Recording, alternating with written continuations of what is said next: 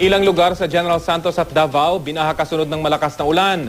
Ang Cagayan de Oro naman nakaalerto sa posibleng pananalasa ng masamang panahon sa kanilang lugar. Narito ang report. Isa ang bahay na ito sa mga naapektuhan ng pagbaha sa General Santos City kasunod ng malakas na pag-ulan.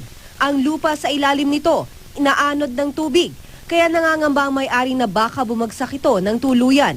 Ang mga pananim naman sa ilang bukid, hindi na mapapakinabangan pa matapos malubog sa baha.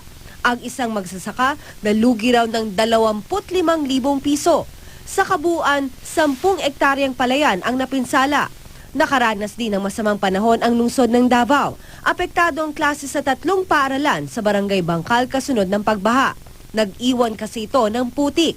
Kinailangan magtulong-tulong ng mga estudyante, guro at magulang sa paglilinis. May mga nasirang libro at gamit matapos mabasa. Gumuho naman ang isang pader ng Wireless Elementary School. Bumagsak ito sa isang nakaparadang pickup truck. Wala namang nasaktan sa nangyari. Noong kasagsagan naman na baha, lumikas ang ilang residente ng Barangay Matina, Pangi, kasunod ng pag-apaw ng ilog. 67 pamilya ang naapektuhan. Humupa rin naman ang baha kaya nakauwi na ang mga lumikas. Sa Cagayan de Oro City, naghahanda na ang mga otoridad. Tinukoy na ng City Disaster Risk Reduction and Management Office ang mga evacuation center sakaling kailanganin. Handa na rin ang kanilang equipment para sa rescue operations.